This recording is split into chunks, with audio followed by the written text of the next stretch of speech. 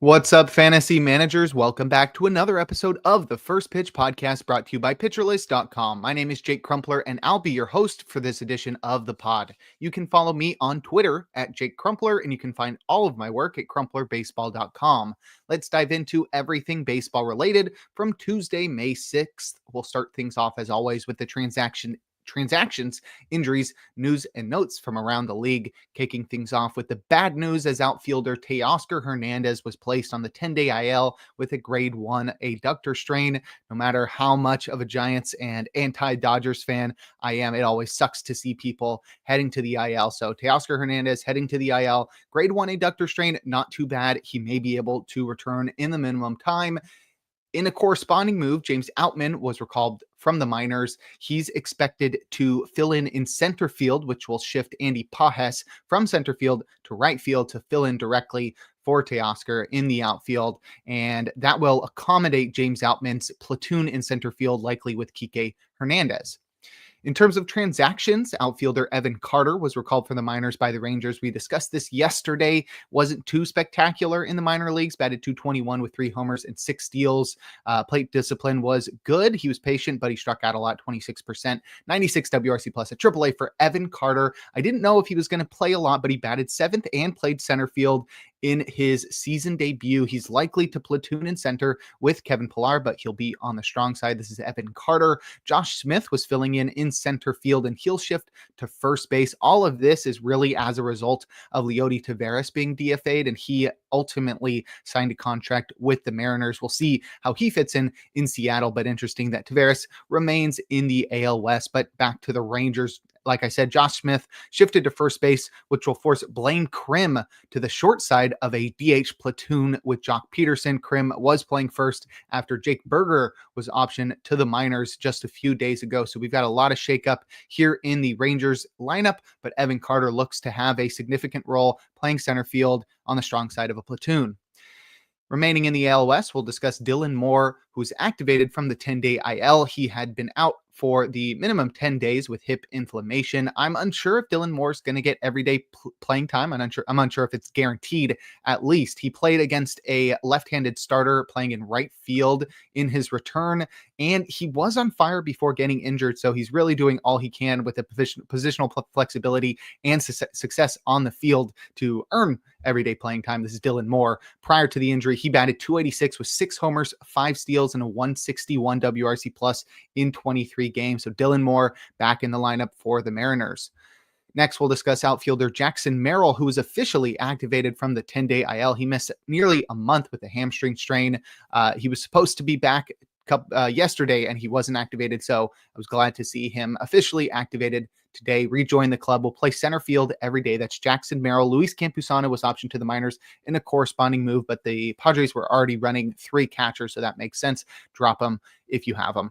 And our last transaction involves third baseman Yoan Moncada, who was activated from the 10-day IL. He had been out with a thumb sprain, and he looks like he's going to play third base every single day for the Angels moving forward, which will shift Luis Rengifo from the hot corner to the keystone position, and that will force Tim Anderson to the bench. So Yoan Moncada back in the lineup for the Angels. We'll now wrap things up with some news. As starting pitcher Landon Knack is expected to be recalled to start in Miami today. I think there's a sneaky win chance there with Landon Knack facing the lowly Marlins. Now we'll take a look at the notable performances from Tuesday, a day in which we had a full slate of 15 games. We had a doubleheader between the Guardians and the Nationals, but the matchup between the Tigers and Rockies was postponed. We'll see a doubleheader between those teams on Thursday. Now we'll look at the notable performances, opening with our hitters and leading off with outfielder Byron Buxton, who helped the Twins to a win versus the Orioles, going 2 for 4 with 2 runs, a double, a home run, and 4 runs batted in. It was his 8th homer of the year, and it traveled 371 feet at 102 miles per hour. Buxton finally put together a 100-game season last year, something we've been waiting years for, as the oft-injured outfielder has so much potential but just cannot stay healthy. He also recovered offensively from a down season in that regard in 2023, so it was really one of the best seasons of his career last year. And now it's really time to determine what we can expect from Buxton this year. I don't think we can have any expectations surrounding Buxton's availability, but we can critique his ability when he is on the field. The counting stats so far look great, as Buxton has, as I mentioned, 8 homers and 7 steals to go along with 22 RBI. He's finally testing things on the base pass after a healthy campaign last year. Buxton is somebody who hasn't eclipsed double-digit stolen bases, whether that be because he can't stay on the field or because he's taking it easy on the base pass to avoid getting injured. But it's nice to see 7 stolen bases already, suggesting could steal 20 plus this season. So that's really awesome for Byron Buxton. And then, of course, his StatCast metrics are still off the charts as usual. 14% barrel rate, 55% hard hit rate. Buxton will have to cut back on the strikeouts. He's striking out 32% if he wants to produce in 5 categories. But regardless, this version of Buxton is exceptional in no matter what fantasy league you play in. Of course, health is tantamount, but we could be witnessing one of Buxton's best fantasy campaigns in 2025. Next, we'll discuss outfielder Nolan Jones, who did all he could, but the Guardians split their doubleheader in the nation's capital. Jones went 2 for 4 with a run, a double, a home run, an RBI, and a steal to complete the combo meal in the first game of the doubleheader. In the latter half, he went 0 for 3 with a run and a walk. He's up to 2 homers and 3 steals on the year. The home run traveled 422 feet at 110 miles per hour. Jones has had a really up and down career. He was once a top prospect for the Guardians and then was shipped to the Rockies before he ever really got a chance in Cleveland. And it was in exchange for Juan Brito. So it wasn't a crazy trade or anything in terms of the return. And then Jones really made the Guardians feel like they paid. In his first year in Colorado, he absolutely dominated, batting 297 with a 2020 season and a 137 WRC plus. But then it immediately fell apart last year as Jones dealt with injuries, failed to stay on the field and produce. Now he's back in Cleveland after the Rockies traded him back, and it's very clear he doesn't have the support of Coors to mask his deficiencies at the plate. He's striking out over a third of the time, but Jones's 57% hard hit rate suggests there's still some potential in his bat. The Guardians are always hurting for outfielders, so Jones will have a long leash on the strong side of a platoon in the corner outfield. I'd be letting go in all but the deepest of leagues, though. With Jones, I'm not really sure how all of this is going to work out with the strikeouts. I just think he doesn't make enough contact to make this work, but I wouldn't be surprised if he has some stretches of success displaying that power speed combination for the Guardians. Lastly, we have outfielder Taylor Ward, who helped the Angels to win versus the Blue Jays, going 2 for 3 with 2 runs, a home run, 2 RBIs, and a walk for good measure. His homer traveled 419 feet at 106 miles per hour and was his 7th homer of the year. Taylor Ward is off to a real slow start this year, batting just 188 with a 625 OPS, but the Angels have remained faithful. I feel like that there's some sort of joke in there. I feel like that goes with the name, but they've been batting Taylor Ward cleanup every single day. However, I think a change was due just with the numbers that he had been putting up, and Ward took it upon himself to do that, taking live BP off an Angels minor league pitcher pre-game on Tuesday, and it paid off here as he finally hit a home run, had some success, and apparently he's going to do that moving forward, or at least today he'll do that. But I think that somewhat superficial change is really all Ward's going to need, because the underlying metrics suggest he's just been unlucky this year. He's got a 190 BABIP, which definitely doesn't help his batting average, and he's still maintaining a career high 13.3% barrel rate and a 48% hard hit rate, and that suggests that his power hasn't faded at all. I'm still holding on to Ward, hoping this new pregame ritual gets him back on track mentally, while luck turning his way straightens everything out on the field. But if you'd like a breakdown of other notable hitting performances from Tuesday, check out the Daily Batters Box article over on pitcherlist.com. Now we'll head to the mound and check out some notable starting pitching performances, opening with Andrew Abbott, who did all he could, but the Reds lost in Atlanta. He tossed 5 shutout innings, allowing just 4 hits while walking nobody and striking out 8. He induced 11 whiffs with 35% CSW across 91 pitches.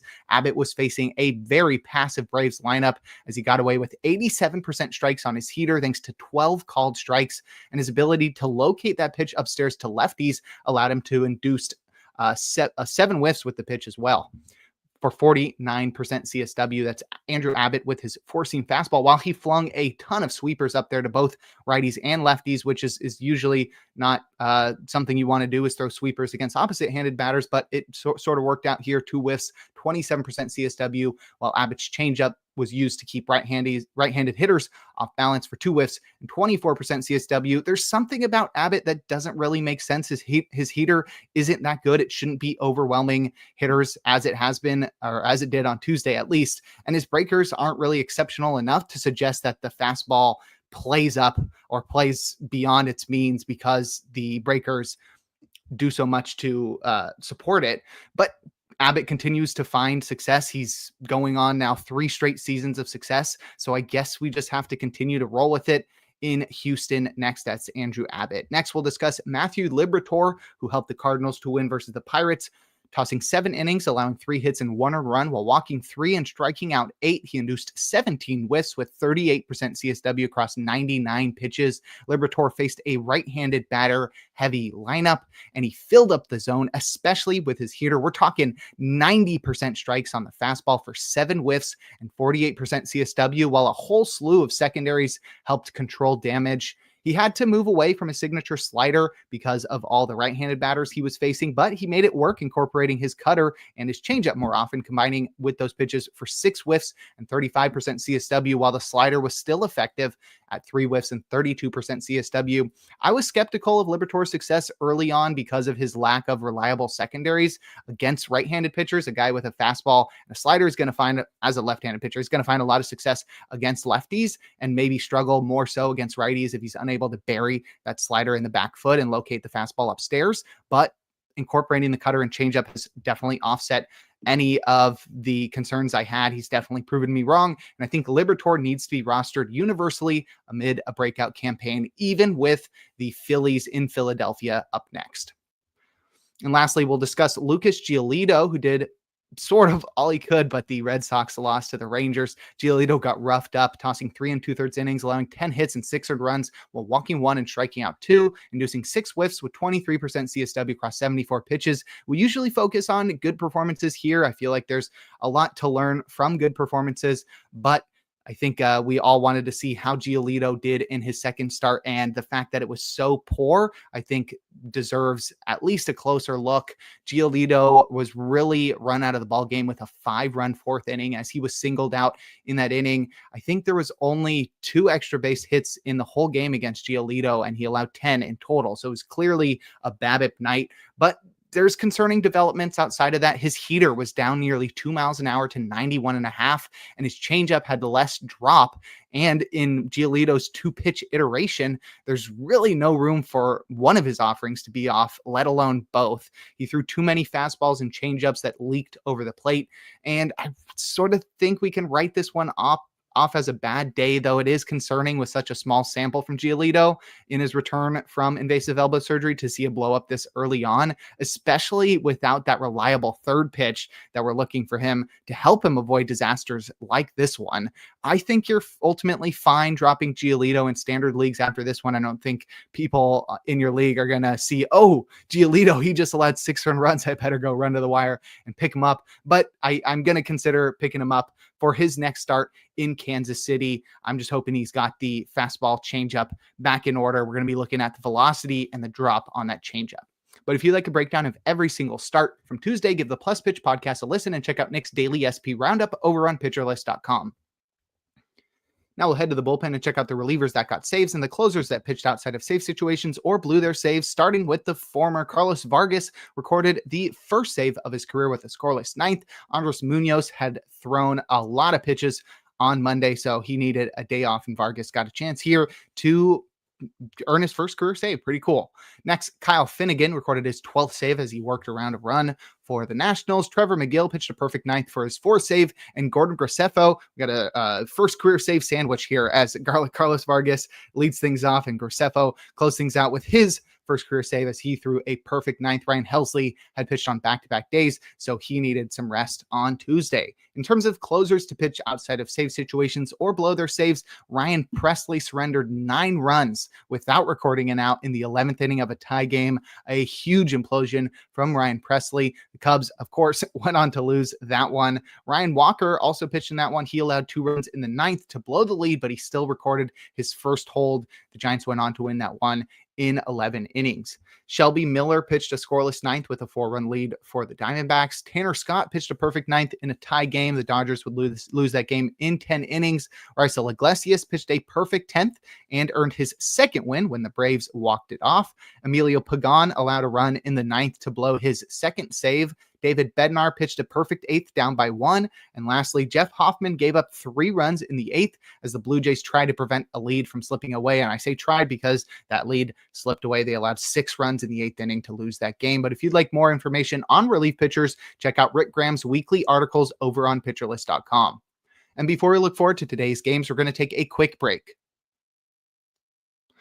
Now we'll look forward to Wednesday, May 7th, a day in which we'll have a full slate of 15 games. My matchup of the day is Max Fried versus Dylan Cease. We got a couple of aces. Dylan Cease has not really looked like himself this year, but if there's anybody that can go out there and have a double-digit strikeout game against the Yankees, it's a guy like Dylan Cease, and Max Fried has been incredible all year. I'm excited to see him go out there and continue to dominate. In terms of probable starters, we've got 5 guys in our auto starts tier, including Max Fried. We've also got Hunter Green in Atlanta, Brian Wu against the A's in their home ballpark, and Sonny Gray versus the Pirates. And our probably starts tier, we've got 6 guys, and that's where we'll find our streamer of the day in Grant Holmes versus the Reds. It's a good matchup. I'm surprised that Grant Holmes is in the streamer territory, meaning he's at 20% rostered or less, but the start to his season has not been exceptional. So I understand why people have been dropping him, but to see him dropped that much is pretty eye-opening. But he'll get the Reds here. I think you can trust him against this lowly lineup outside of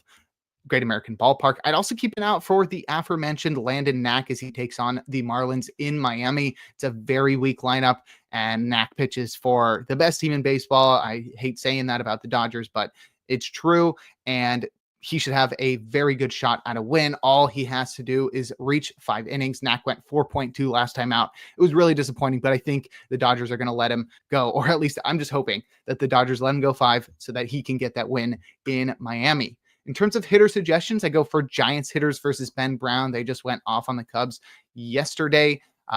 Also, I think Ben Brown's 2-pitch combo is not enough, and I think the Giants could take advantage of that. I'd also look at Red Sox hitters versus Tyler Mahle.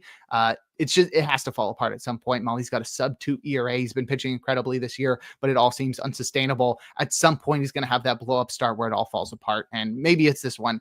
Might as well take the chance. I'd also look at Twins hitters versus Charlie Morton. He's shifting back from the bullpen to the rotation. He's got a 9.76 ERA this year and an 0-6 record. I think you got a good shot at production from Twins hitters on Wednesday.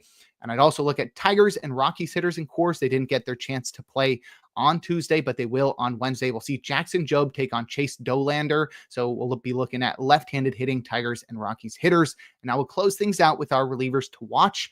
Raisel Iglesias has pitched in 3 of the past 4 days. So Daysbel Hernandez or Dylan Lee could get a shot at a save for the Braves on Wednesday. Ryan Presley imploded, so maybe the Cubs give him a day off on Wednesday, so go and grab Porter Hodge. He's probably very close to becoming the closer in Chicago. And lastly, Tanner Scott has pitched on back-to-back days for the Dodgers, so one of Evan Phillips or Kirby Yates is likely to record a save on Wednesday. But that'll do it for today's episode of the First Pitch Podcast. Make sure to head on over to pitcherlist.com to check out all of the great articles and features we have on the site.